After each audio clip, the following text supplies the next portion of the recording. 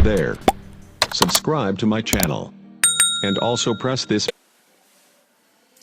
Hi, I'm Rahul guys. 2020-21 English का जो sample paper है इस बार उसमें बहुत सारा चेंजेस है और खास करके जो अनसीन पैसेज को लेकर के स्टूडेंट्स के बीच में एक बहुत बड़ा डर बना हुआ है कि किस चीजों को ऐसे कैसे सॉल्व किया जाएगा। जो अनसीन पैसेज है सीबीएसई ने सैंपल पेपर जो रिलीज किया है उसमें बहुत ही बड़ा बदलाव किया गया है।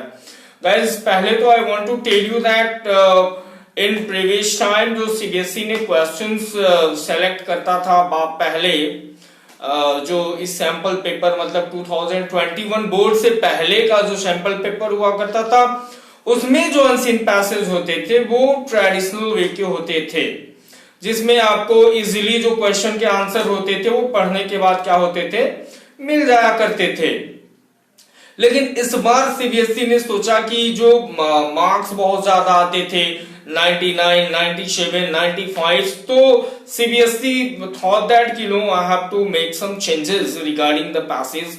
और खास करके जो बच्चों को 20/20, क्योंकि आपको पता है कि 20 मार्क्स का जो पैसेज है वो आना है, चाहे दैट इज इन क्लास 9 और इन क्लास 10 और इन क्लास 12, तीनों क्लास में एमसीक्यूज क्वेश्चंस होंगे अनसीन पैसेजेस से। और जो एक पैसेज है वो आपको केस स्टडी बेस है, उसमें कोई ग्राफ या कोई टेबल ऐसा कुछ बना दिया गया है जो कि उससे रिगार्डिंग कोई क्वेश्चन आपको पूछा जाए। मतलब एक बात तो श्योर है कि इस बार जो पैसेज है वो फुल्ली अंडरस्टैंडिंग बेस्ड है। आपको बहुत ही सोचना बहुत ही समझना पड़ेगा इस बार जो भी क्वेश्चन है उसको रिप्लाई करने के लिए।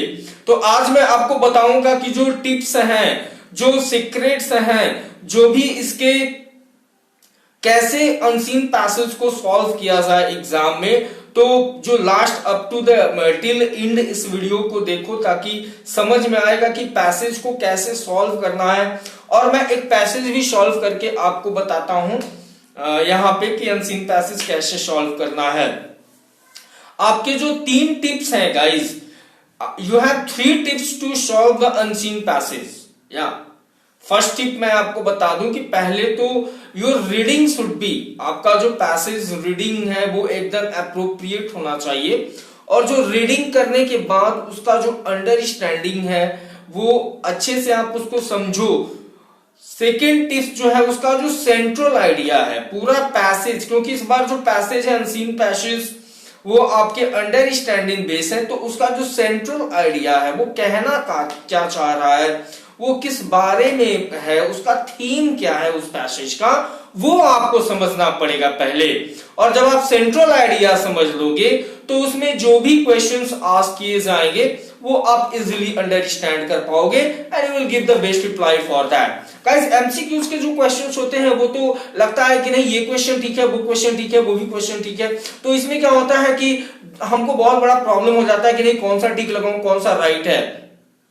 तो सेंट्रल आइडिया गेट करने के बाद अब जो तीसरा टिप है गाइस वो ये है कि आपका जो तुरंत जो भी उससे मैच क्वेश्चन से मैच नहीं कर रहा है यदि कोई आंसर, तो उसको वहीं पे क्या करना है तुरंत छोड़ देना है, लीव दैट आंसर देयर, उसमें दिमाग ही नहीं लगाना है, अब आपको आगे बढ़ना है। ठीक है, तो ऐसे करके होता है। अब मैं एक क्वेश्चन जो अनसीन पैसेज है वो आपको एक करके दिखाता हूं कि जो अनसीन पैसेज है उसको एग्जाम में कैसे करना है।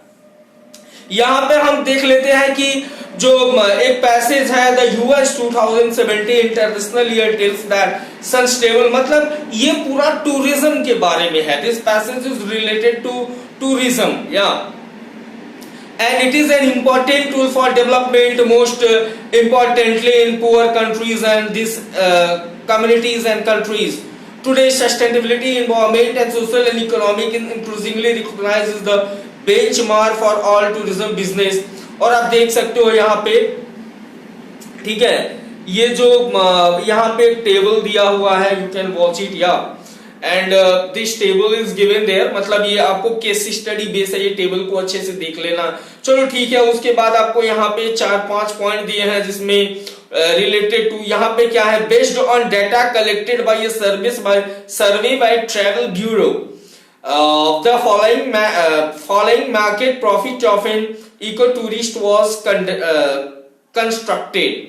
ठीक है, तो यहाँ पे एज है, as 35 to 54 years old, although age varied with activity and other factors such as cost.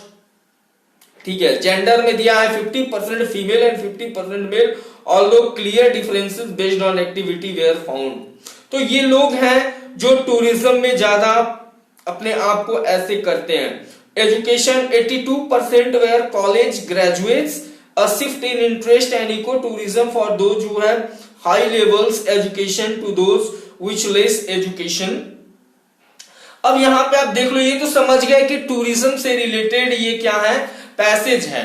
अब मैटर आता है यहां पे कि जो क्वेश्चन यहां पे दिया गया, first question now I am going to discuss that on the basis of your understanding of the passage attempt any 10 questions करना है. 12 क्वेश्चंस आर गिवन देयर. या फर्स्ट क्वेश्चन गाइज है कि in the line recognized as the benchmark, the word benchmark does not refer to. अब आपको समझ लेना है कि ये रिफर नहीं करता है, ये नहीं समझना है कि रिफर टू. ये देखो डज नॉट पे ध्यान देना है, डज नॉट दिया यहां पे, कंसेप्ट आपका चेंज होगा. In the line recognized as the benchmark, the word benchmark does not refer to a basis of something, किसी भी चीज से रिलेटेड. The criterion required, ठीक है. The ability to launch something new and a standard point of reference, ठीक है. Standard point of reference यहां पे आप देख सकते हो, आपके 3rd नंबर लाइन में है यहां पे कि जो today sustainability, environmental, social and economic is increasingly recognised as the benchmark for all tourism business. मतलब ये चीजें, सारी चीजें टूरिज्म बिजनेस के लिए क्या की गई हैं, बेंचमार्क की गई हैं, मतलब ये उनसे रिलेटेड हैं. यहां पे जो आपका ऑप्शन मैच नहीं करेगा, क्राइटेरियन रिक्वायर्ड है, वो तो चाहिए ही चाहिए, ये मैच कर रहा है. बेसिस फॉर समथिंग, किसी भी चीज के लिए जरूरी है, ये भी मैच कर रहा है. A standard point of reference है, मतलब रिफर अ स्टैंडर्ड पॉइंट, या द पॉइंट्स हैं जो रिफर करते हैं, वो भी मैच कर रहा है. The ability to launch something new, ये मैच नहीं कर रहा है. किसी भी चीज को लॉन्च नहीं करना है, न्यू लॉन्च नहीं करना है, ये यहां पे डज नॉट क्या करेगा, रिफर टू. तो आपका जो करेक्ट आंसर होगा वो क्या होगा, number C, the ability to launch something new. अब ये आप पकड़ लो, आपका एकदम मैच नहीं करना है, आप यहां पे ध्यान देना होगा आपको. आप जब करोगे the benchmark does not refer to, does not pay ध्यान देना है गाइस, कि बाकी आपका जो सेंटेंसेस है वो तो ठीक है, लेकिन यहां पे जो डज नॉट है वो क्या कर रहा है, रिफर नहीं करता है. कौन सा ऐसा वो ऑप्शन है, तो आपको सारे ऑप्शंस को देख लेना है. और आपका जो ऑप्शन है the ability to launch something new, ये मैच नहीं कर रहा है, रिफर नहीं कर रहा है, तो ये राइट होगा. नंबर 2 में वैसे देख लो, the world tourism organization of the UN is an observation shared that options are given. Emerging economics of the world will gain 57% of their annual profits from international tourism. ठीक है. Countries with upcoming economies shall see maximum tourist footfall from all over the world in the next decade. ठीक है. The World Tourism Organization of the UN is an observation shared that, क्या share किया है, तो इसका option जो है वो क्या होगा, what will be the option, यहां पे दिया है 57% of international tourist arrivals will be emerging economics by 2030 and the tourism terms are defined as follows, following market profit and quizable. The world tourism organization of the UN का जो world tourism organization है, is an observation shared that, क्या share किया है, या क्या share किया है, तो countries with upcoming economy shall see maximum tourist football from all over the world in the next decade. ये आप जब इसको देखोगे पढ़ोगे तो यहां पे क्या होगा आपको पता चलेगा, पूरा पैसेज देख लो यहां पे दिया है। तो ये गाइस ऐसे जो भी इसका जो बेस्ट ऑप्शन है उसको आपको सेलेक्ट करना होगा, ठीक है। अब थर्ड क्वेश्चन पे आप चलो। थर्ड क्वेश्चन पे जाने के बाद आपका जो कॉन्सेप्ट है वो क्लियर होना चाहिए, सेंट्रल आइडिया जो है पैसेज का उसको लेके चलना है। One of the elements that is important to eco tourist on trip is, trip पे इको टूरिस्ट के लिए कौन सा एलिमेंट इंपॉर्टेंट है? तो क्या है? वाइल्ड एंड अनटच्ड सराउंडिंग, या that is important to eco tourist on trip is wild and untouched surrounding. Cultural exchange, car and bus rides, fully furnished flats. Eco tourism मतलब those who enjoy the forest, the wild life and all these things. तो यहां पे आपको समझना होगा meaning क्या है। Eco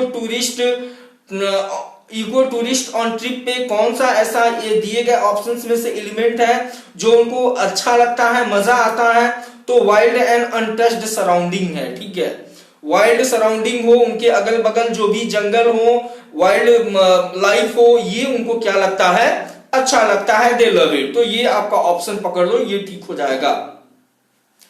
तो ऐसे करके गाइस जो आपका ऑप्शन होता है वो आपको लेना होता है और अच्छे से अंडरस्टैंडिंग करके होता है। आपका जो कॉन्सेप्ट हो वो क्लियर हो, जो ऑप्शन लग रहा है कि नहीं है ऑप्शन फालतू में दिया है उसको तुरंत छोड़ देना है, वहीं के वहीं, उस पर ध्यान ही नहीं देना है। और जो आपका पैसेज का सेंट्रल आइडिया है उसको गेट करना है। ये सारी चीजें आपको जो न्यू मॉडर्न पैसेज हैं फॉर 9, 10 एंड 12 और फॉर अदर एग्जाम्स ऑल्सो, ये सारी चीजें माइंड में लेके जानी होगी। So thank you, I hope this video will what you call develop your understanding or to improve your thinking for unseen passages, that how to do them and how to reply the answers or how to select the answer, best answer. So thank you. I hope, once again I want to tell you, if you have not subscribed the channel, don't forget to subscribe it, and if you have any comment, put that in the comment box. Don't forget to share and like. Well,